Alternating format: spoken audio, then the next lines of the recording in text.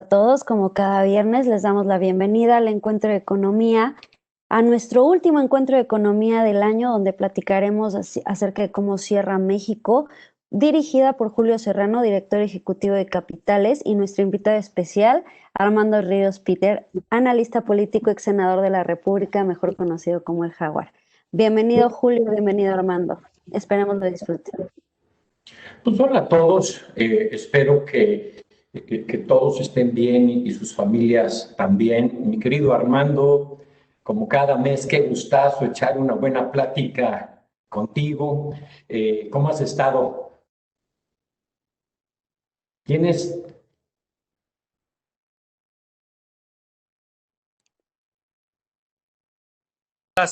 Ahora sí. Contento de estar con ustedes como cada mes y bueno, pues viendo ya cómo se da el cierre del año y obviamente pues atentos a cómo las variables políticas pues puedan irse configurando para el próximo año. Contento como siempre, Julio, y les mando un abrazote a todos y a todas nuestros queridos clientes, asesores y amigos de Actinver. Un mes con unos rendimientos de los mercados financieros impresionantes. El S&P en noviembre dio 11%, la bolsa en dólares dio 18,5%.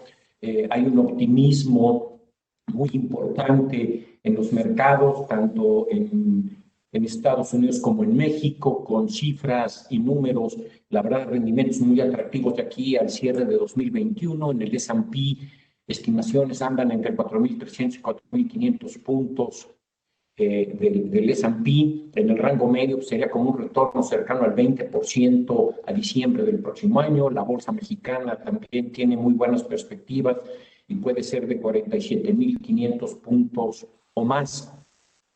Yo creo que aquí hay algunos temas que vamos a tocar y que son relevantes y desde mi punto de vista hay tres elementos sustanciales que luego ahorita los vamos a ir platicando y que lo vamos a ir platicando en este tema. Obviamente, uno de los grandes temas será la elección del 21, que hay una pregunta que vamos a tocar contigo de cómo se ve esa elección del 21 y qué posibles resultados puede haber.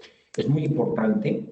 Y otra con la que voy a empezar, Armando, y tiene que ver con las consideraciones de las elecciones en Estados Unidos. Y aquí yo veo dos aspectos importantes en esta relación, ¿no? Uno, el tema laboral, la relación de México y Estados Unidos en lo laboral. Kamala Harris tiene mucha cercanía con sindicatos, el TEMEC tiene un capítulo laboral, tiene un capítulo muy importante en ese sentido. Y el otro tema, pues, es dentro de las consideraciones de la elección, pues, es cómo puede empatar o qué pasará en la convergencia entre la ideología del gobierno americano sobre energías limpias y la ideología del gobierno mexicano sobre la energía en el país, ¿no? Entonces, empecemos por ahí. ¿Cuáles son tus consideraciones de las elecciones de Estados Unidos y tú cómo ves, cómo ves esa interrelación de México con el gobierno de Biden? Claro que sí, Julio. Bueno, como tú comentas, este fue un mes en el que el S&P y varios de los indicadores de inversión como que tuvieron, digamos, una recuperación de los momentos difíciles que se vivieron en meses previos. A mí me da la impresión de que en cierto sentido también es resultado de que la incertidumbre alrededor del proceso electoral de los Estados Unidos pues va minorando. Cuando digo va minorando es acabó la elección, aun cuando hay un proceso de judicialización y obviamente todavía de rechazo por parte del todavía presidente Trump a las elecciones, cuando él señala que hubo fraude, cuando van revisando distintos estados de la Unión Americana en los que los republicanos señalan que hubo fraude, pues en el contexto marco, en el contexto más amplio, me parece que ya la elección de Biden pues empieza a mandar señales de pues cierta certidumbre que los mercados están recibiendo bien. Lo comento porque creo que sí es importante dejarle a los amigos y amigas de Actinver que hoy nos comentan, pues hay un proceso todavía judicial en ciernes. Ha habido una buena recepción de la elección de Biden, creo que así es como se debería de leer por parte de los mercados, y en el horizonte, hacia el próximo 20 de enero, que es la fecha en la cual tendrá que llegar el 46º presidente de los Estados Unidos, pues todavía tal vez vamos a tener algunos señalamientos de parte de los republicanos, en particular de parte de Trump, de fraude. Habrá que estar atentos y pendientes a ver cómo termina resolviendo el Poder Judicial esto, la Suprema Corte. Creo que la gran probabilidad o lo más probable es que todo termine ratificando el triunfo de Biden. Y solamente lo dejo como un preámbulo porque a final de cuentas a nosotros, a los mexicanos, lo que nos interesa es saber cómo vamos a jugar con nuestro vecino del norte, ¿no? Independientemente de quién sea el presidente o si hay buena relación con el presidente o no, lo digo porque mucho el presidente López Obrador como que ha subrayado mucho el tema de la buena relación con Trump y a partir de eso simbólicamente han querido construir pues la idea de una buena relación con los Estados Unidos. Creo que más allá de esa narrativa, más allá de ese simbolismo, pues la compenetración que tienen nuestras economías, la dinámica que abre ahora el nuevo TEMEC, pues lo que deja muy claro es que hubiera ganado quien hubiera ganado, la interacción con los Estados Unidos, pues sigue teniendo como pilares fundamentales, ¿cuáles? Obviamente el tema comercial con el nuevo Tratado de Libre Comercio, el TEMEC, sin duda alguna, el tema que tú comentas, el de la energía, a partir de la reforma que se hizo con Peña Nieto, la compenetración en materia energética con los Estados Unidos ha sido creciente, de manera particular en materia de energías limpias, y ahorita subrayaré algunos comentarios conforme a lo que tú me preguntas, pues se ha vuelto importante y relevante, y va a ser más relevante con los demócratas. ¿Por qué? Porque los demócratas sí tienen como uno de sus ejes troncales el planteamiento de energías limpias. Ahorita detallamos un poco más sobre eso.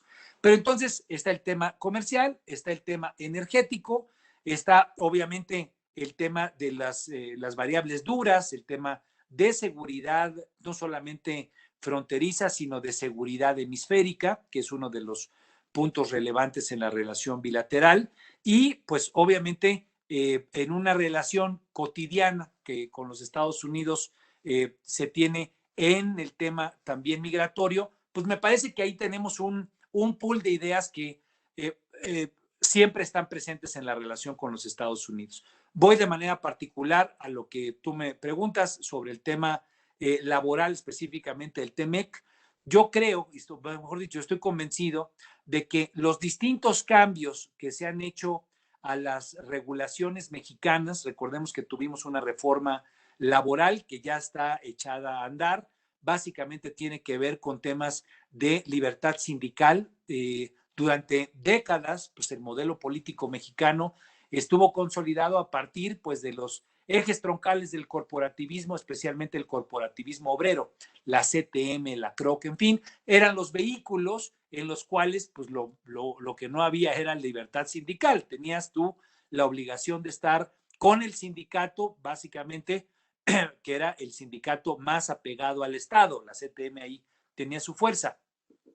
Hay que destacar que este tema de libertad sindical es el eje troncal de la reforma que se ha dado en México y que ahora permite que los sindicatos o que los trabajadores puedan elegir el sindicato que más les guste o que más les convenga. ¿Qué es importante de esto, especialmente para los patrones, para los empleadores? Pues esto es en realidad una gran revolución para efectos de el tipo de estabilidad laboral que nos acostumbramos durante mucho tiempo a tener.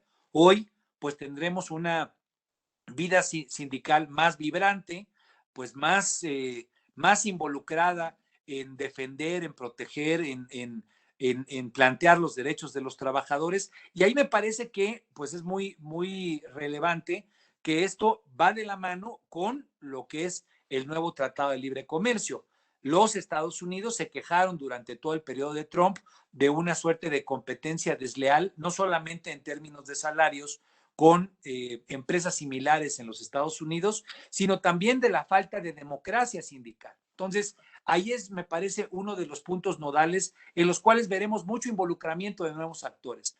Con el nuevo gobierno, el de López Obrador, han surgido nuevas centrales obreras en términos de peso, de relevancia. Tengo muy presente a la CATEM como una organización pues que ha jugado mucho más de la mano de pues López Obrador, de la Cuarta Transformación, y que está convirtiéndose en distintos rincones de la República en una suerte de competencia a las viejas estructuras sindicales, repito, la CTM, la CROC.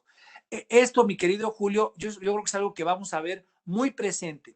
Y no hay que omitir la discusión que también ahorita está en la Cámara de Diputados, que es la del outsourcing, porque a final de cuentas todo el contexto laboral pues está intrincado, ¿no? Recordemos que ayer hubo hasta altas horas de la noche discusiones para ver cómo esta iniciativa que metió el presidente López Obrador hace 3 semanas, cómo evoluciona. La Coparmex, los representantes del Consejo Coordinador Empresarial, de la CONCAMIN, pues han defendido que no se criminalice la figura del outsourcing. Recordemos que el outsourcing es pues una figura internacional, la tercerización, la subcontratación, pues es un modelo que bien utilizado y bien empleado permite la especialización por parte de las empresas pues para que se dediquen a lo que se deben dedicar y otras empresas nutran, complementen el tipo de empleos en los cuales no están especializados. La bronca es que aquí en México pues esa figura se ha convertido en una figura para quitarle pues prestaciones a los trabajadores, para quitarles temporalidad, lo que les termina afectando en sus cuotas del Infonavit, en sus cuotas del IMSS. Es decir, ha habido excesos. ¿Qué es lo que tenemos hoy en la Cámara de Diputados? Una discusión en la cual se busca limitar esos excesos, pero también al mismo tiempo pues no criminalizar como lo han dicho las cámaras empresariales. No hubo acuerdo ayer, Julio, lo traigo un poco a la mesa porque esto está en ciernes, se mandó la discusión para el próximo miércoles. Yo creo que esta discusión va a salir bien, es una discusión pues muy compleja de la cual dependen muchos millones de trabajos y creo que el gobierno puso al principio la pierna dura, pero ha abierto la puerta para que se tenga una conciliación en términos pues de los distintos factores que está planteando el sector privado. El primero es que no se criminalice, ¿no? A los que utilizan la figura y que no se quede estigmatizada esta figura desde la perspectiva penal. El segundo es el tema del tiempo. Muchas empresas con este cambio de ley van a tener que tener tiempo, un colchón temporal para poderse adaptar. Han planteado que puedan ser 6 meses. Ahí es a donde está el atorón de la discusión.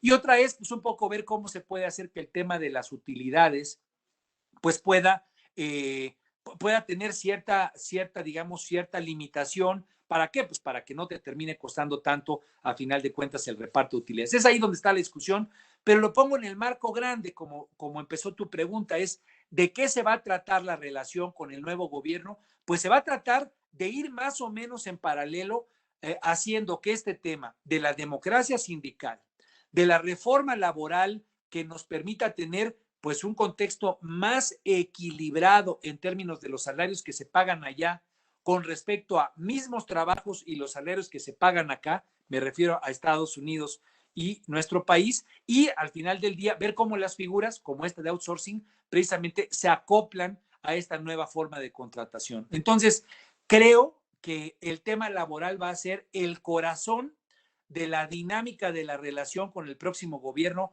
por lo menos los primeros 2 años del gobierno demócrata, si es que se ratifica el triunfo de Joe Biden. Tú lo has comentado, la propia Kamala Harris tiene una serie de antecedentes ahí en California de mucho involucramiento en defensa de los derechos de los trabajadores. Creo que ella va a ser muy proclive como una vicepresidenta que seguramente va a estar muy activa, a estar muy atenta al seguimiento de este asunto, porque a final de cuentas es algo en lo que el Partido Demócrata históricamente ha estado muy involucrado, la relación con los sindicatos de trabajadores. Estuvieron muy involucrados en la primera versión del Telecán. Recordemos que cuando se frenó el Telecán fue precisamente el tema laboral y el tema ambiental, empujados por parte de los demócratas, y me da la impresión de que ahora que ya tenemos un andamiaje de un TEMEC que ya está firmado, ahí es a donde estará, yo creo que muchos de los puntos sobre las IES en la relación bilateral. Hay que decirlo, una relación bilateral que podría ser complicada en el arranque, precisamente porque al presidente López Obrador se le ve como alguien que jugó en favor de Trump y podría ser en el tema laboral, donde tal vez al gobierno mexicano le piquen pues un poquito las costillas, un poco para ponerlo en orden y para tratar, como siempre las administraciones estadounidenses tratan de dejar en claro, es pues un poco el predominio, la fortaleza de los intereses estadounidenses. Eso en cuanto al tema laboral. En cuanto al tema de energías limpias, Julio, yo veo que va a correr más o menos la misma suerte. La misma suerte, ¿por qué razón? Recordemos que los demócratas, especialmente los californianos, han tenido como parte, como eje troncal de su política pública energética, todo el tema de las energías limpias, la apuesta de tener hacia el 2030, pues prácticamente toda una política de reconversión que garantice utilizar energías limpias, pues es una gran apuesta que en gran sentido ha sido una apuesta de los demócratas y obviamente pues esto ha sido porque muchos de los intereses económicos que han apoyado a las campañas de los demócratas, me consta en el caso de California, ha sido de este perfil de empresas de energías limpias. Entonces yo creo que ahí, considerando los antecedentes, primer antecedente, la carta que enviaron congresistas y senadores de ambos partidos a Trump todavía antes de la elección, mostrando su preocupación hacia México por la falta de cumplimiento de pues, el Estado de Derecho, específicamente en materia energética. Creo que es un antecedente muy relevante que los demócratas en el poder van a poner en juego para presionar al gobierno mexicano de que se cumpla la ley. Me estoy refiriendo a la Constitución. Recordemos que el marco que impera en nuestro país, aún después de 2 años del gobierno de López Obrador, es la herencia constitucional que dejó Peña Nieto, que es una de apertura, de competencia, de participación de la iniciativa privada. Es cierto que este gobierno, especialmente Rocío Nale y obviamente también Manuel Bartlett allí en la CFE, han mandado muchas señales, que es lo que ha motivado esta molestia específicamente de los congresistas y senadores que comentaba, de retrasar, de disminuir, de impedir incluso que continúen las inversiones en el ámbito de las energías limpias. Pues yo creo que ahí habrá un punto de confrontación con el gobierno. Creo que están dadas las condiciones para que el gobierno mexicano pues tenga, digamos que definir con toda claridad qué rumbo va a seguir en esta materia. Por lo menos la Suprema Corte de Justicia en nuestro país le ha dado la razón a la iniciativa privada, no se la ha dado a Rocío Nale con aquel decreto que sacó hace algunos meses. Entonces, creo que las condiciones están dadas para que los demócratas empujen el tema de energías limpias y el gobierno mexicano pues tenga que abrir un poco más, ser más flexible a el contexto que ha mostrado en meses previos. Creo que en ambas materias, este gobierno, que repito, y solamente termino con eso, que no ha felicitado, por ejemplo, a Joe Biden, ¿no? Y es algo que está ahí siempre latente en el escenario. Solamente hay 2 presidentes que no han reconocido al día de hoy al 100% a Joe Biden, Putin por un lado y por otro lado López Obrador. Ya hasta Bolsonaro creo que hace una semana ya hizo un reconocimiento público. Me parece que lo que va a ocurrir es que los demócratas van a poner la pierna dura en estos 2 temas que estamos comentando, el laboral y el de energías limpias, y me parece que el gobierno mexicano, precisamente en una condición de hacer política, de congraciarse, de acercarse, pues tendría la oportunidad de flexibilizar, especialmente en el tema de energía. Esa es un poco la visión que tengo, mi querido Julio, sobre este tema. Correcto. Siguiendo de la mano, siguiendo de la mano, y lo platicábamos ya tú y yo con antelación. Ahorita hablábamos de la inversión o de las inversiones en energía por parte de los extranjeros. Pero, ¿qué interpretación tienes tú con esto de la salida de Romo? Hoy en la prensa ya se mencionó que no lo van a sustituir, de menos es lo que aparece en uno de los medios de la prensa, que no se va a sustituir el puesto. ¿Y qué opinión tienes con el tema de Romo y con el tema de que ya no va a haber este enlace que hubo de menos por 2 años, más el tiempo de la campaña que también Romo se la pasó durante más de un año siendo un enlace muy importante para AMLO con la iniciativa privada. Bueno, hay que tener muy presente el rol, como lo comentas tú, que jugó Poncho Romo previo a la elección y obviamente ya en el poder después de que ganaron ahí en la jefatura de la oficina de la presidencia. Lo que yo leí el día de hoy es que no se reinstalará a nadie en la oficina, en esa oficina de la presidencia, que en cierto sentido se había diseñado precisamente para que Alfonso Romo pudiera estar ahí sirviendo como un vehículo, como un puente, como un punto de contacto con los empresarios. Primero, pues obviamente Poncho Romo, y así lo dijo en sus tweets y en sus intervenciones ahora que se hizo pública su salida del gabinete, el presidente López Obrador siempre ha subrayado que el primer empresario que apoyó al movimiento, por lo menos en esta última etapa cuando ganaron el poder, fue Alfonso Romo. Él sirvió, digamos, de un enlace con el sector de Monterrey, con varios grupos empresariales. Él, pues obviamente es un empresario destacado en distintas ramas. Él sirvió mucho de vehículo para dar confianza, especialmente en ese tercer intento que tenía López Obrador para ganar la presidencia.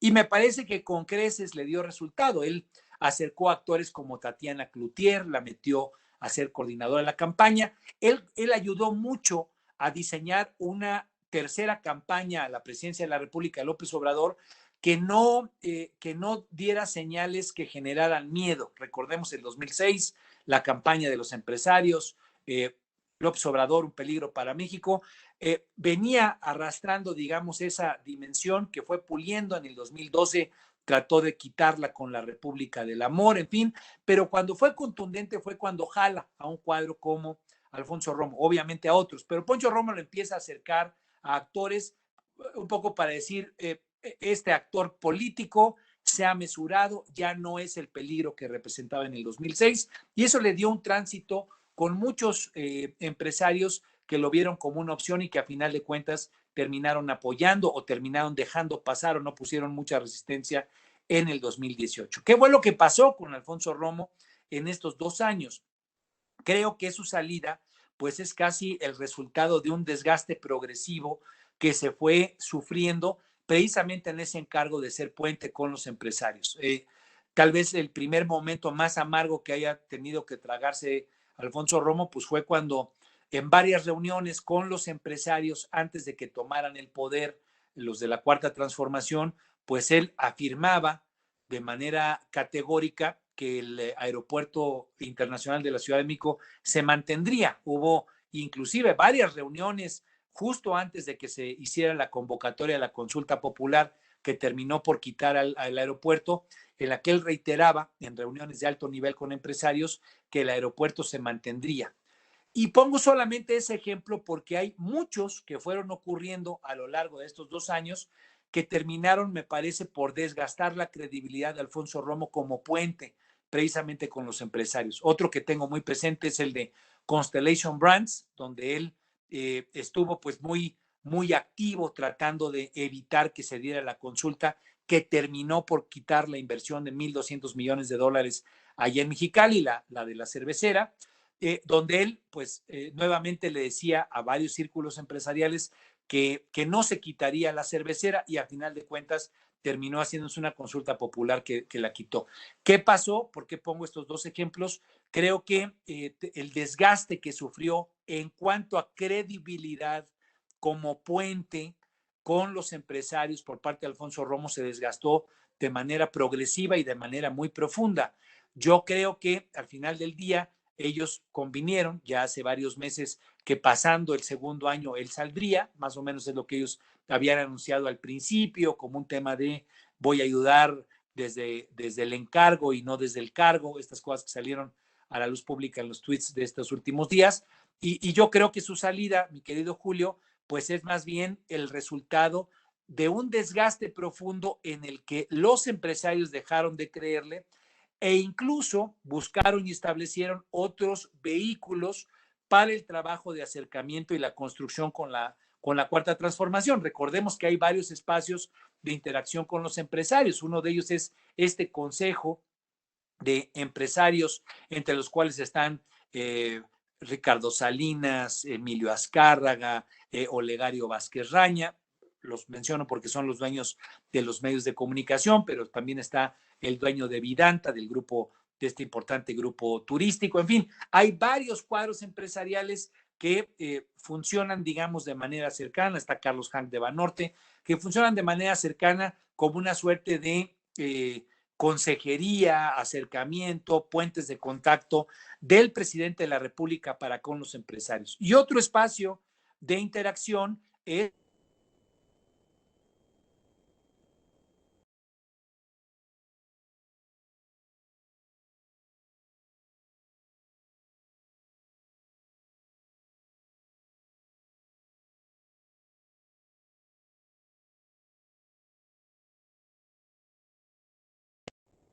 de la presidencia que tenga esta labor. Poncho Romo sale desgastado de este encargo. Me parece que al final, pues ya los empresarios tampoco le tenían mucha credibilidad a él como actor de puenteo con la Cuarta Transformación. Me parece que el gobierno estaría en la obligación de buscar pues nuevas dinámicas de interacción con el empresariado, porque si bien estas que comento que ya tienen, que son el Consejo, la relación con el Consejo Coordinador Empresarial, el Consejo de Empresarios que está alrededor del López Obrador, tal vez una figura que pueda renovar la credibilidad, pues sería útil, toda vez que todavía nos faltan 4 años por delante y especialmente un 2021 complejo en lo económico y obviamente con mucha incertidumbre, toda vez que va a haber un proceso electoral para el 6 de junio.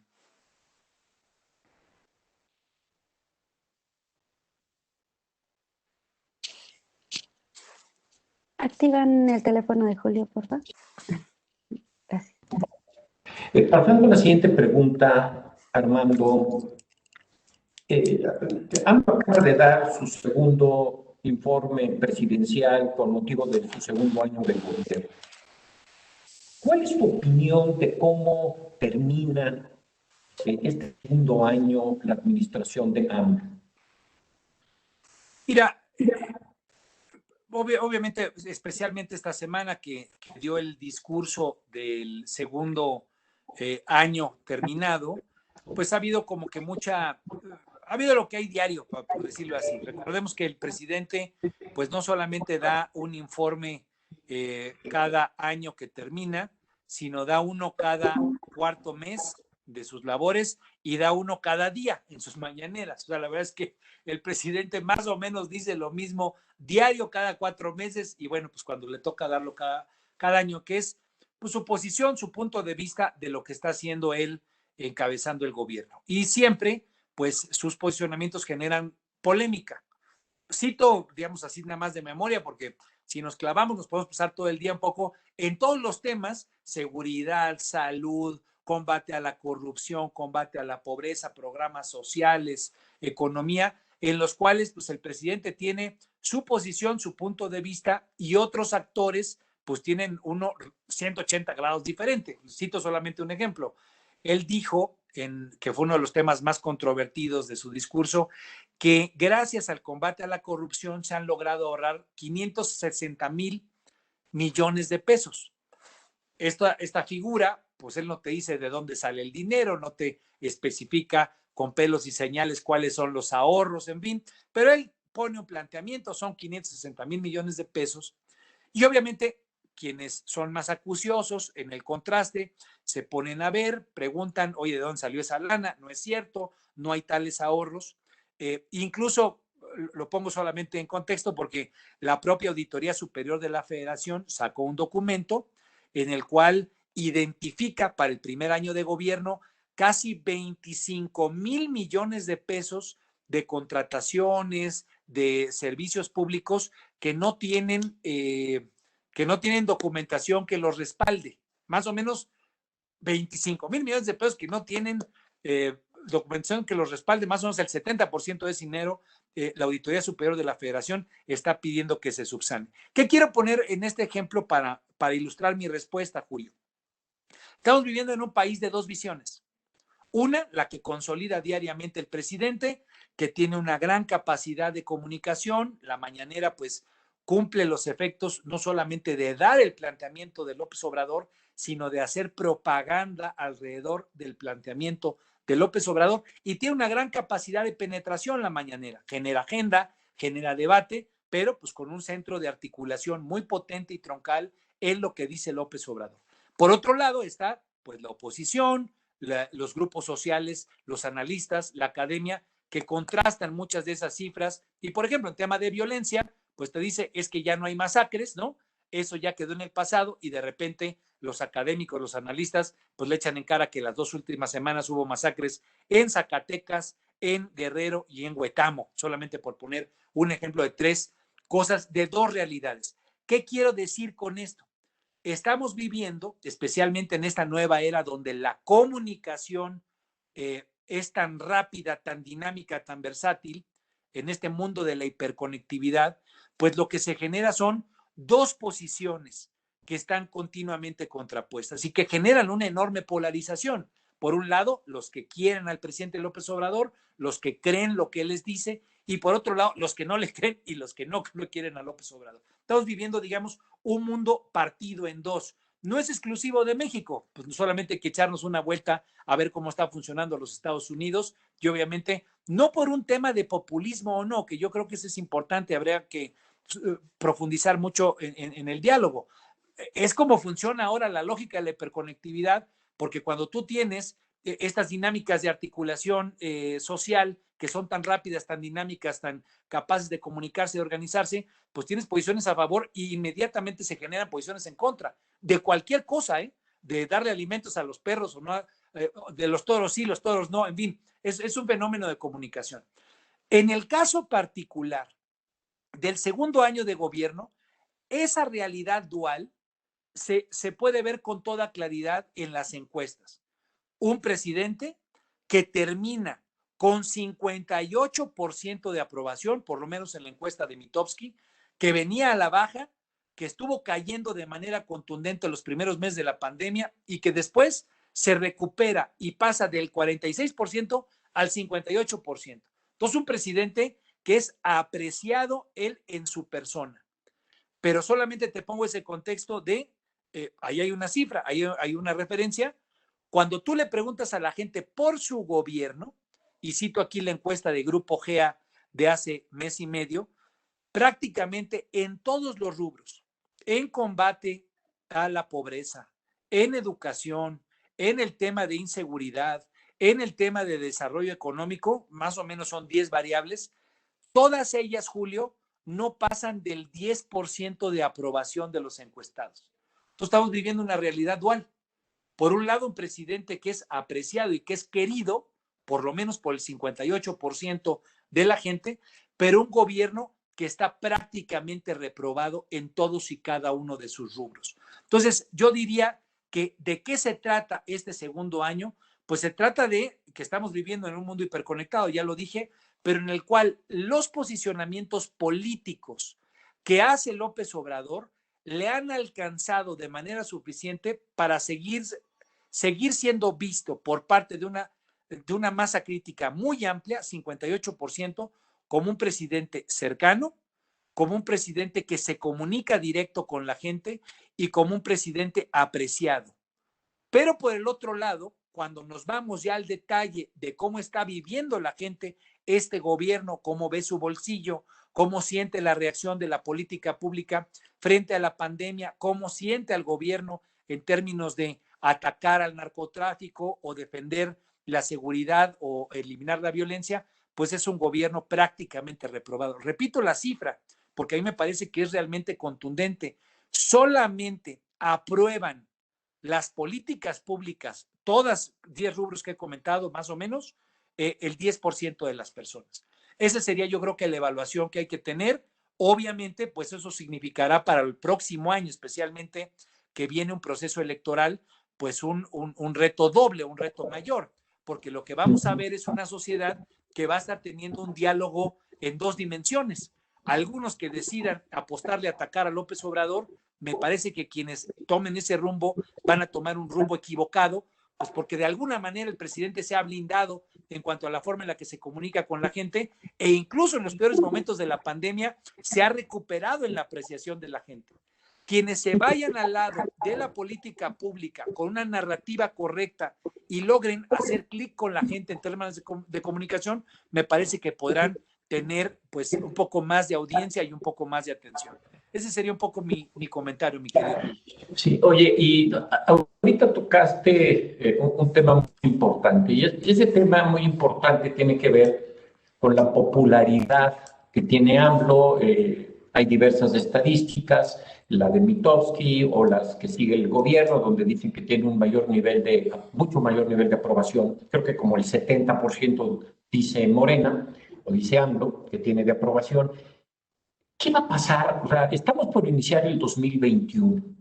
Y el 2021 ya lo hemos platicado, cuando es un año muy importante, tal vez con la elección de términos, con la elección más importante de los últimos años en México.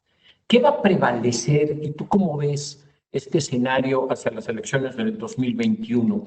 Cuando la gente llegue a las urnas, ¿qué va a prevalecer? ¿Va a prevalecer el voto sobre las políticas públicas, o va a prevalecer el voto y van a relacionar a Morena con AMLO? Y hay que recordar aquí que son pues muchas elecciones, y son muchas elecciones locales, no es una elección presidencial. Entonces, ¿qué importancia o qué relevancia tendrá el nombre de AMLO para que la gente vote en los estados o en los municipios donde haya estas elecciones? Pues mira, son 24,000 cargos de elección popular, son un chorro, ¿no? Síndicos, consejeros, concejales aquí en la Ciudad de México, perdón, presidentes municipales, es decir, es un chorro de gente que va a ser votada. Obviamente lo más relevante pues es el cambio en la Cámara de Diputados, que muchos ven como la oportunidad para contrapesar a López Obrador, y obviamente los que son aliados de López Obrador, como la oportunidad, la necesidad de mantener la construcción de la Cuarta Transformación. 15 gubernaturas, Julio, ¿no? Son un buen, pues es prácticamente la mitad del país en el que se van a renovar gobernadores o gobernadoras. Entonces, viene una elección muy grande, es la elección más grande de la historia reciente de México. Segundo, es un momento en el cual, a diferencia del 2018, López Obrador no estará implícitamente en la boleta, no estará tal cual él plasmado su nombre, cosa que en el 2018 pues generó pues la gran ola que le dio las 2 cámaras y 20 congresos locales a Morena. Vimos hace poquito en Hidalgo y en Coahuila, y aquí lo comentamos, pues cómo en el contexto local Morena, sin López Obrador, pues se desvaneció. Tuvo una derrota de 16 diputaciones locales en Coahuila, perdió 16, perdió la mayoría de los principales municipios, de los municipios allá en Hidalgo. Entonces, bueno, Morena me parece que tiene como partido político un contexto delicado, complejo. ¿Por qué? Tienen muchas broncas que siempre tiene un partido político. Pues ponte de acuerdo con mucha gente que quiere ser presidente municipal y solamente hay un cargo de presidente municipal. El procesamiento de eso, los acuerdos, el tejido fino que se tiene que tener, pues requiere de tiempo, requiere de capital humano, requiere de talento. Me da la impresión de que Morena, después de que terminó su proceso interno, pues quedó desgastadón, quedó peleado, se evidenció que están pensando más en el 2024. Entonces tienen broncas para procesar internamente lo que serán las candidaturas. Yo no veo a un Morena que tenga la solidez que tuvo en el 2018. Y si a eso le sumamos que hay nuevos partidos políticos que fueron con Morena en el 2018, pero que ahora no van a ir juntos, estoy hablando del Partido Encuentro Social, fueron aliados en el 2018, les acaban de volver a dar registro porque lo perdieron, no pueden competir junto con Morena, por ley. Entonces esa fuerza no la va a jugar del mismo lado que jugó en el 2018. El partido Fuerza Social, Fuerza México, pues es una fuerza muy importante que apoyó a López Obrador en el 2018, les acaban de dar registro ahora, tendrán que competir no con Morena, sino incluso contra Morena. O el caso del Partido Redes Sociales Progresistas, el partido que está identificado con el Bester Gordillo de maestros, pues compitieron o le ayudaron a López Obrador en el 2018, ahora van a competir por cuerda separada.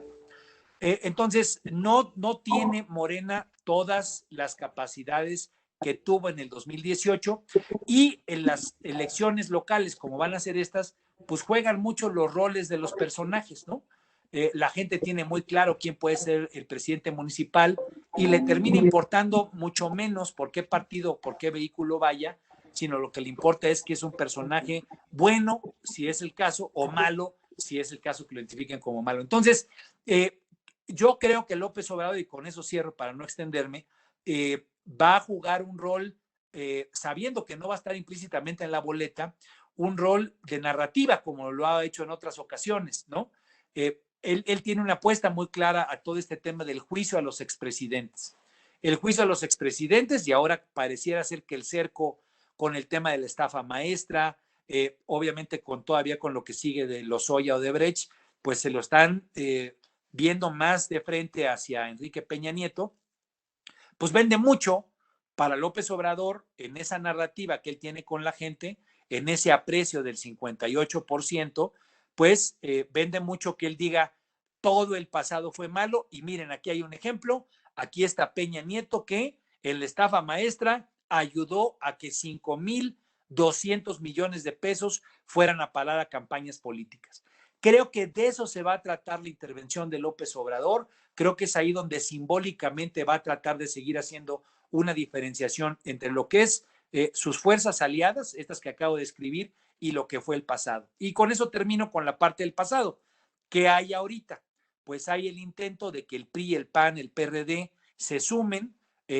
Lo han logrado por lo menos ahorita enunciativamente en lugares como Tlaxcala, pero en otros lugares no lo están logrando consolidar.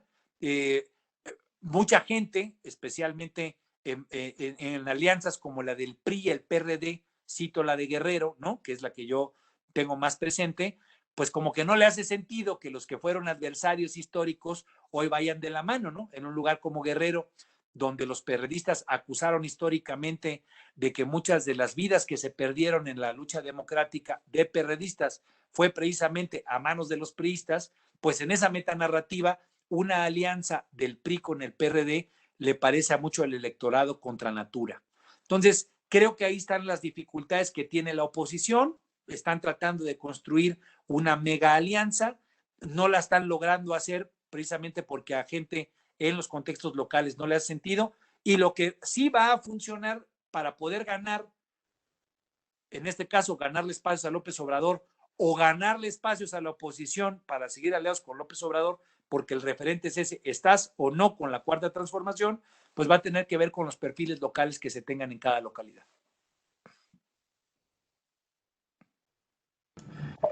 Oye, Armando, y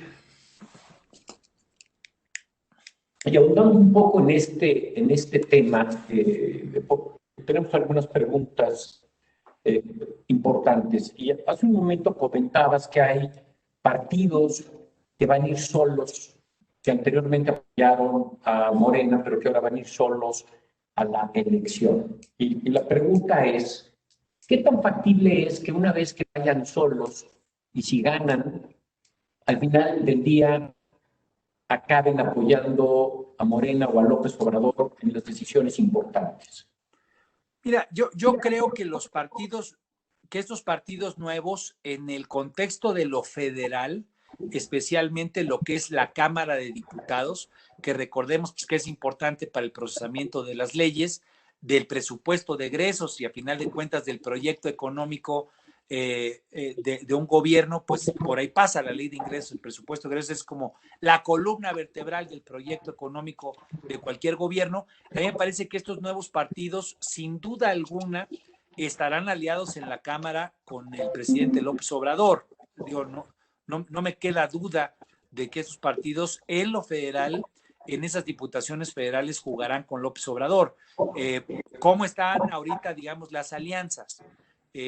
El partido Morena, que es, digamos, el más grande y es el que mejores condiciones tiene en preferencias electorales.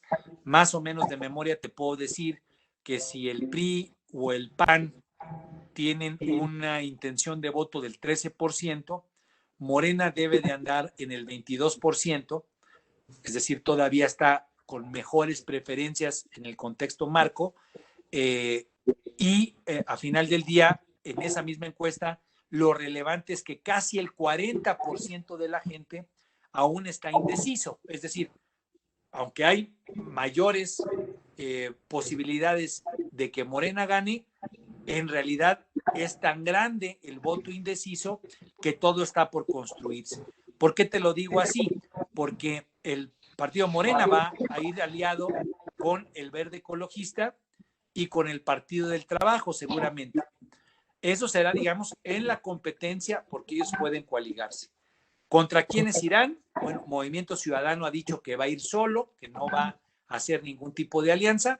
Y repito, el PRI, el PAN y el PRD han planteado que podrían aliarse en un lugar como Tlaxcala, lo anunciaron hace ya 2 días. ¿Qué significará esto ya que termine la elección?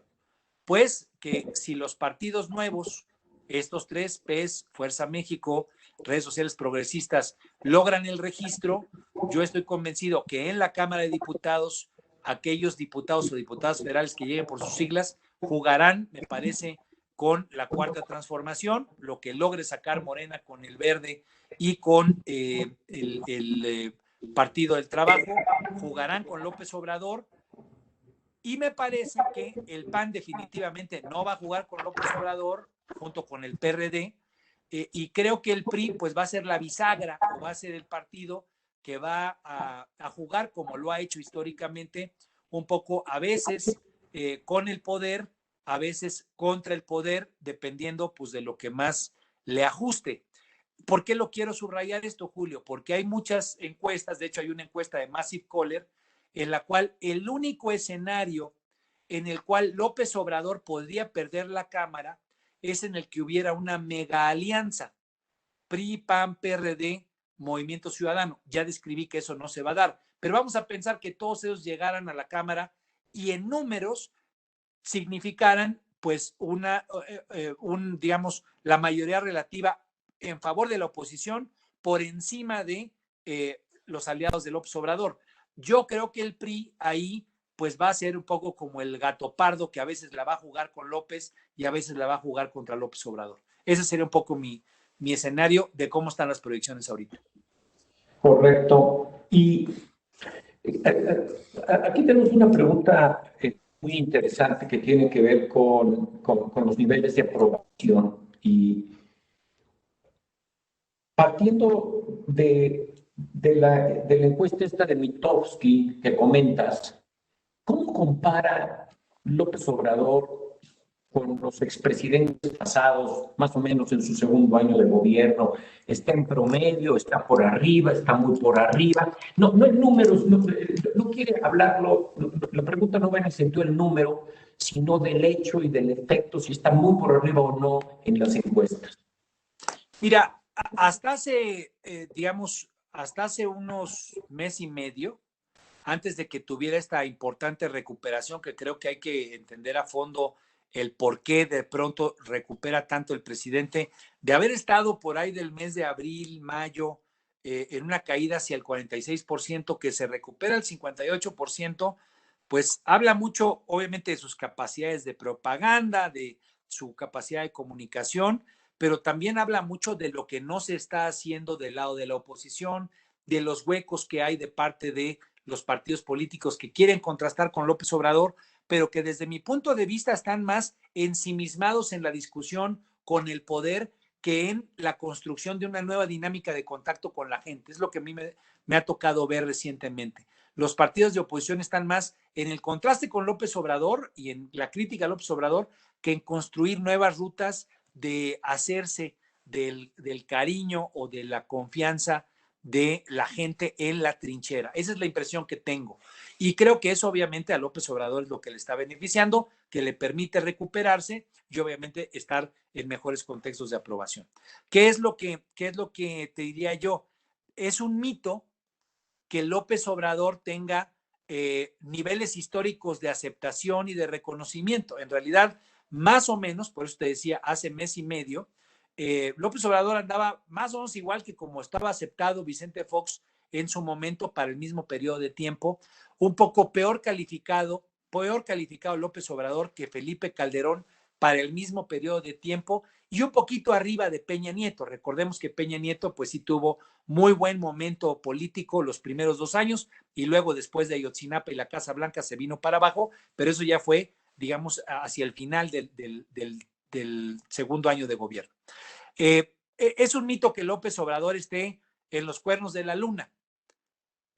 Está más o menos igual que como estuvieron Vicente Fox, poquito más abajo que lo que estuvo Felipe Calderón y un poquito mejor que lo que estaba Peña Nieto, repito, para hace mes y medio. Ahorita no lo traigo actualizado, pero más o menos es ahí por donde andan los números, Julio. A final de cuentas, que sí es importante tener claro, estamos comparando peras con manzanas, porque en esa encuesta que hace Mitofsky, pues que es más o menos la misma metodología para Fox, para Calderón, para Peña Nieto, y que es la que estamos comparando, pues la verdad es que Fox no vivió un momento de hiperconectividad como el que hoy vive López Obrador, ¿no? Hoy estamos comunicados de una manera mucho más dinámica, no había redes sociales, no había, digamos, esta capacidad de articulación de información que ahora enfrenta López Obrador. ¿Quién la vivió ese tipo de hiperconectividad y quién la sufrió? Peña Nieto. Peña Nieto en realidad tuvo pues un golpeteo muy contundente en las redes sociales que jamás logró entender y que obviamente jamás logró librar. ¿Qué es lo que habría que destacarle a López Obrador? Pues que ha entendido en este contexto de hiperconectividad, pues tener una ruta de comunicación que a su base dura y obviamente a los que votaron por él también, que algunos de ellos ya los recuperó, los había perdido por desencanto, hoy pareciera que los ha recuperado, pues lo que les gusta es que les habla directo, que se comunica con ellos, digamos, sin intermediarios y que a final de cuentas, en este continuo remachar sus temas, combate a la corrupción, aunque no estén ocurriendo, pues, repito, es un tema de percepciones, a la gente le hace sentido y su base dura sigue ahí presente. Entonces, en síntesis, este presidente está evaluado en esas encuestas, pues más o menos igual que estuvieron sus antecesores para el mismo periodo de tiempo, aunque hay que destacar que en un contexto de comunicación digital y de redes sociales diferente. Gracias, Armando. Nada más los interrumpo para invitar a nuestro público a hacer sus preguntas a través del chat o de Q&A. Gracias. Adelante, Julio. Sí, aquí ya me habían llegado algunas y esta otra, Armando, tiene que ver con que pues ya hace algunas semanas que regresó el general Cienfuegos al país. Y la pregunta es, ¿ha habido algún avance en la investigación o va a pasar algo con Cienfuegos? ¿O por qué no ha habido más información a partir de que llegó? Mira, ese es uno de los grandes temas y sin duda alguna una de las grandes inquietudes, solamente para recordar el contexto. Cienfuegos, y aquí lo comentamos el mes pasado, fue detenido en Los Ángeles, es un hecho sin precedentes que un general de división, general secretario de la defensa, hubiera sido detenido por una investigación, la investigación Padrino por la DEA, pues no tenía precedentes, ¿no? El ejército siempre ha tenido, el ejército mexicano, una, digamos, interacción de muchísima confianza con las agencias estadounidenses. Diría yo creo que hay dos instituciones eje de la relación de México con el mundo y especialmente de México con los Estados Unidos. Por un lado el Banco Central, el Banco de México, ¿no?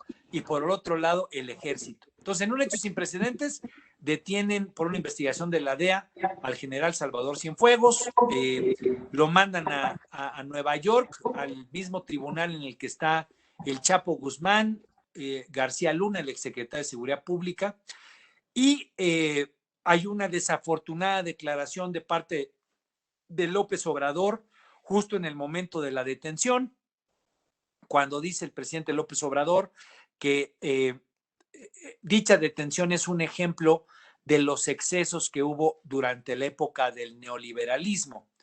¿Por qué destaco esa declaración que dio Julio?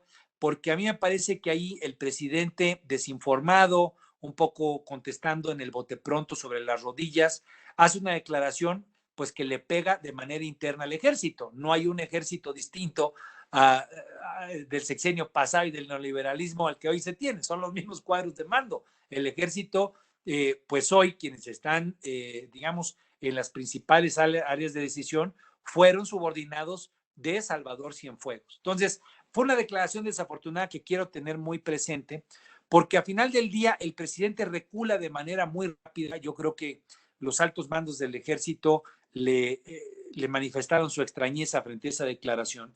Y entonces el gobierno mexicano se empieza a involucrar un poquito más, las declaraciones del propio López Obrador, se empieza a involucrar más en el tema, creo yo, por la necesidad de hacer un frente compartido con el ejército. Además de todo, recordemos que si un gobierno ha tenido cerca al ejército, dándole obra, dándole contratos, metiéndole, digamos, a distintas áreas de la administración pública, a los puertos, etcétera, ha sido el gobierno de López Obrador. Entonces, yo creo que después de esa desafortunada declaración, el ejército y el gobierno civil empezaron a cerrar filas más en torno a cómo revisar lo que estaba ocurriendo respecto al caso de Cienfuegos y obviamente cómo hacer planteamientos que garantizaran su regreso a suelo mexicano.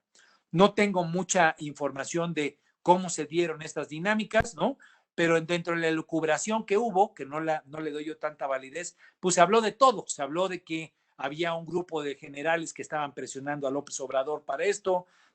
Muchos comentaristas y opinadores hablaron de que había un sindicato de militares, yo no lo creo, que estaban presionando precisamente para que regresara Salvador Cienfuegos. Lo cierto es que a final del día regresó y regresó, por lo menos los cauces oficiales lo que nos señalaron es que el gobierno mexicano manifestó su extrañeza de que en ningún momento estuvo en conocimiento de la investigación que se estaba siguiendo, cosa que quedó pues más que clara, y que por los acuerdos de coordinación bilateral que se tenían, era mejor que el general Cienfuegos fuera juzgado aquí en suelo mexicano. ¿Por qué doy todo este preámbulo?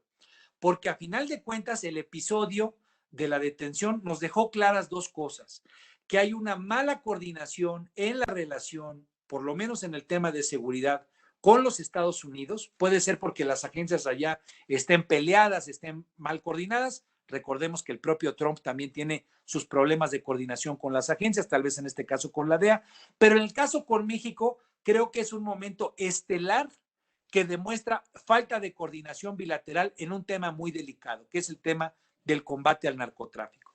Al final del día, el otro tema es qué tanto esto termina afectando la relación del poder civil en este caso, del gobierno de López Obrador con las fuerzas castrenses. Creo que se hizo una buena cirugía, creo que a final de cuentas, esta operación que hizo que regresara Salvador Cienfuegos dejó armonía en la relación del gobierno de López Obrador con los militares. El discurso del 20 de noviembre pronunciado por parte del general secretario me parece que da cuenta de ello cuando dice que ellos cierran filas con el gobierno de López Obrador. Pero pongo estos dos contextos por tu pregunta. Nos queda una evidencia clara de que la relación bilateral en materia de seguridad pues está deteriorada y no hay confianza. Y nos queda este tema interno de qué tanto las fuerzas civiles con las fuerzas militares pueden seguir trabajando juntas. Y es ahí precisamente donde en lo que ha pasado estas últimas 3 semanas está la gran pregunta. ¿Qué tanto fue una investigación de la DEA que estuviera fuera de lugar? No es la primera vez que ocurriría. Las pifias de la DEA pues han estado catalogadas en varios episodios. Un evento muy importante de investigaciones que hubo en Chihuahua hace 5 años dio muestra de ello. O por ejemplo el caso de cuando mataron a Quique Camarena, que la DEA extrajo precisamente al doctor Álvarez Machaín de Guadalajara y se lo llevó al Paso. Pongo ese tipo de ejemplos porque la DEA no ha sido kosher, pues no ha sido, en la historia no siempre ha sido kosher. Y podría ser el caso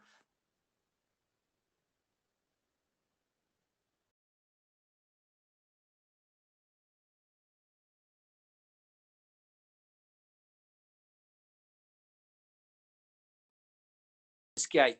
Pero lo cierto es que hay mala coordinación en el tema entre Estados Unidos y México. No sé qué vaya a pasar en términos de esa investigación. Yo lo que he sugerido, por lo menos en las rutas y en los medios que yo tengo, es lo que nos permitiría como sociedad, por un lado, limpiar el nombre del general Cienfuegos en caso de que haya sido una investigación hecha de manera, digamos, poco objetiva por parte de la DEA, es la mayor transparencia posible hacia los mexicanos en este tema, primero. Segundo, la mayor información posible en este tema, si es que existen dudas, como las he tratado de comentar, de lo que es una negociación más para provocar impunidad que para verdaderamente ir al fondo de los hechos. Eso también está presente en todo el análisis.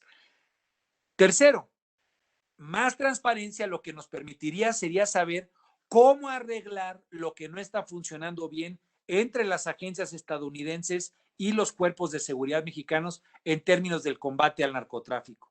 ¿Por qué lo quiero englobar en ese sentido, Julio? Y con eso cierro la respuesta. El caso de Salvador Cienfuegos no es un caso menor por todo lo que he comentado, pero con cómo se procese por parte de la Fiscalía General de la República, de ello derivará qué tanto podemos mejorar la relación bilateral, sobre todo ahora que entra un nuevo gobierno. Segundo, qué tanto tenemos que profundizar en el mejoramiento de la relación del poder civil con el poder militar en nuestro país. Y tercero, qué tanta confianza le podemos dar a nuestro sistema de justicia en uno de los temas históricamente más delicados como fue la detención de Salvador Cienfuegos. Perdón que me extendí, pero me parece que es importante tener un marco amplio porque creo que es uno de los grandes temas que marcarán sin duda alguna este sexenio. Tal vez no se hable mucho de ello en medios, pero creo que políticamente e históricamente es de lo más relevante que ha ocurrido en las últimas décadas. Oye, muchas gracias. Hay una pregunta relacionada ahorita que mencionabas con los militares. Y al parecer se ha mencionado en prensa que la distribución de la vacuna se le están encargando o se la van a encargar a los militares. Entonces, la pregunta expresa es, ¿no es demasiadas actividades que la actual administración le está pidiendo al ejército? Sin duda alguna, este gobierno le ha encargado al ejército construir aeropuertos, comprar pipas para evitar que el desabasto cuando el tema del huachicol, le está encargando los puertos. A mí me parece que la presencia que ha promovido este gobierno y el uso de las Fuerzas Armadas pues, ha sido excesivo, ¿no? Tenemos un ejército que está capacitado y que sabe hacer mejor que ningún ejército de Latinoamérica y creo que mejor inclusive mucho que el de Estados Unidos atender problemas cuando tenemos huracanes, este tipo de situaciones. Es un ejército que se ha capacitado a lo largo de décadas, pero pues echar mano de pipas o echar mano de construir un aeropuerto es algo que me parece que sobrepasa aquello para lo cual está diseñado nuestro ejército y para lo cual tiene capacidades. Y a final de cuentas eso abre pues muchas especulaciones, Julio, ¿no? La posibilidad de que se incurra en actos de corrupción, la posibilidad de que para mantener al ejército contento y cercano, pues se le estén abriendo contratos, se le estén abriendo espacios. Es un área delicada y que sería pues muy preocupante que continuara durante los próximos años. Ahora, por lo menos una reflexión. Si lo que necesitas es que 130 millones de personas, no sé la escala, pues puedan acceder a una vacuna, por lo que tienes que tener un elemento lo suficientemente cohesionado, organizado y que con orden pueda hacer una distribución masiva de estos elementos. Tal vez ahí solamente por no irme en banda solamente haciendo crítica, pues tal vez lo único que te permitiría hacerlo sería o una burocracia plenamente cohesionada y organizada, o el ejército, ¿no? Yo solamente por ponerlo en referencia. No conozco la nota, pero a final de cuentas, en la respuesta puntual es, no es positivo, creo que es equivocado darle tantas chambas al ejército porque se abren áreas difíciles que pueden convertirse en áreas controvertidas y, pues en el caso particular de la vacuna, siendo un tema en particular, pues la respuesta es ¿Con qué tendríamos capacidad de una penetración ordenada, organizada, cohesionada, que nos permita en tiempo y en forma hacer una entrega masiva? Pues no lo sé, tal vez el ejército, en ese caso en particular, podría ser un vehículo, pero habría que explorar también si hay otros, ¿no? El sistema de salud como tal, ¿qué tanto lo podríamos cohesionar burocráticamente para hacerlo? No lo sé.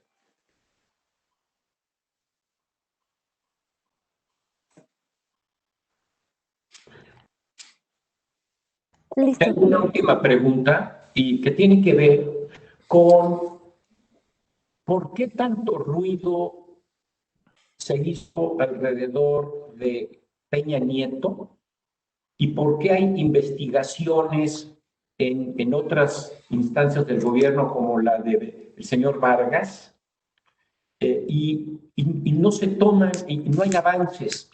Esto quiere decir que, por ejemplo, que es un tema que se está politizando y es una pregunta, por ejemplo, el tema de Peña se está politizando y lo van a explotar más adelante en el 21 o por qué salió en la prensa los posibles cargos contra Peña y de repente desapareció todo.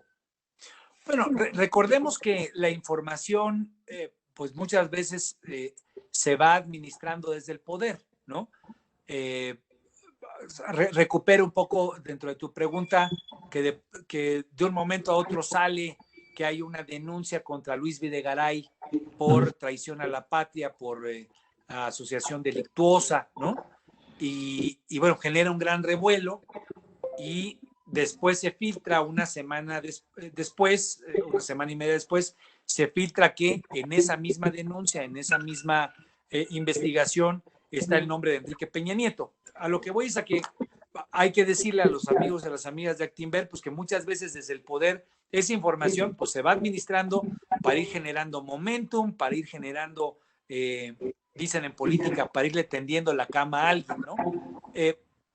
El antecedente a todas estas investigaciones alrededor de Peña Nieto, pues es el tema de los juicios, del juicio a los expresidentes. Recordemos que hasta la propia Corte tuvo una participación para que se haga una consulta popular. Entonces, yo creo que vamos a estar viendo en los próximos meses información que tenga que ver con Peña Nieto para generar expectativa, para generar conversación, obviamente para jalar agua para el molino, en este caso del gobierno, que como te decía hace rato, lo que busca es pues estar presente en el imaginario colectivo comparando lo que fueron los gobiernos de antes y lo que es el gobierno de ahora.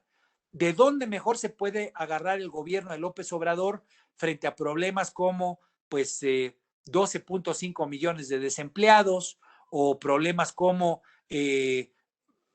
un número de muertos que está a punto de rebasar lo que fue en el 2019 en el caso de homicidios dolosos, el año más violento de la historia reciente del país, o más de 100,000 muertos por COVID? ¿Qué te estoy tratando de decir?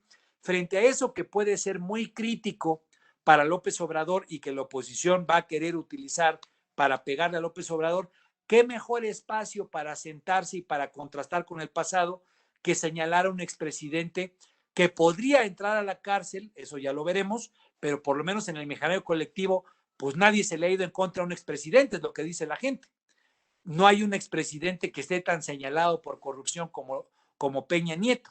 Entonces, cuando empieza a aparecer el nombre ya de Peña Nieto, ya no de sus subalternos, sino de él en particular, me parece que lo que está presente es esta búsqueda de que la gente identifique que puede ocurrir algo que jamás ha ocurrido.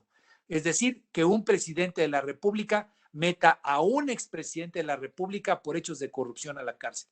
Y eso pues tiene sus ventajas en muchos sentidos. Tiene sus ventajas en términos de, pues, consolidar al gobierno actual, tiene las ventajas de contrastar frente a sus opositores, frente al PRIAN en este caso, tiene la oportunidad de que la gente sienta, bueno, pues por lo menos está haciendo algo que nunca se había hecho. Y ahí es a donde yo creo que va a estar el nombre de Peña Nieto y eventualmente tal vez el de Calderón también, porque a final de cuentas, pues hay muchas historias que hoy están presentes. Traigo a la luz la de la estafa maestra, 5,200 millones de pesos que fueron desviados a través de gobiernos estatales y especialmente de universidades estatales para que, transfiriéndoles dinero para el combate al hambre en el país, recordemos la Cruzada del Hambre, terminar utilizándose esa lana para irse a campañas políticas del PRI. ¿Quién es la cabeza de esa mega estafa maestra hasta el día de hoy? Rosario Robles. Pues la gente, pues por lo menos dice, bueno, está Rosario Robles y ¿quién más? Ahí es a donde creo que estará el nombre de Peña Nieto presente. Creo que al no estar ya Donald Trump, o por lo menos esa es una elucubración personal, la patento como mía, yo creo que mucho Kushner, el yerno de Donald Trump, sirvió como un respaldo a Luis Videgaray y a Peña Nieto por la cercanía que tenía Luis Videgaray.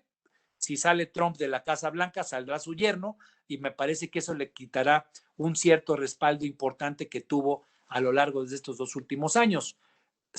Uso la frase de le está entendiendo la cama, que es muy utilizada en política, pues tal vez sí. ¿Para qué? Pues para tener un momento espectacular alrededor de Peña Nieto. Puede ser.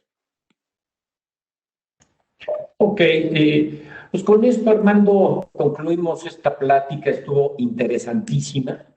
Mil gracias por tus participaciones en este año. Como ya lo mencionó Marifé, bueno, pues esta es la última plática que tenemos contigo ahora en el 2020 y estaremos de regreso, por supuesto, en el 2021 para seguir platicando. Creo que algo que va a ser muy interesante ahora en 2021 es, pues ya van a estar los resultados del runoff de Georgia y ya vamos a saber quién controla la Cámara de Senadores allá en Estados Unidos y todos los temas adicionales de política mexicana que estén, y empezará la cuenta regresiva para las elecciones del 21. La verdad, muchísimas gracias a todos nuestros clientes, a todos nuestros asesores, a todo el equipo Actinver. Muchísimas gracias. Les comento que todavía tenemos un evento más el próximo viernes a esta hora y Enrique Covarrubias y yo les vamos a hablar de las perspectivas financieras para el 2021. Muchas gracias a todos. Muchas gracias a todos. Abrazo fuerte y feliz Navidad a todos y a todas. Cuídense mucho. Gracias, Armando. Hasta luego. Buen día a todos. Gracias.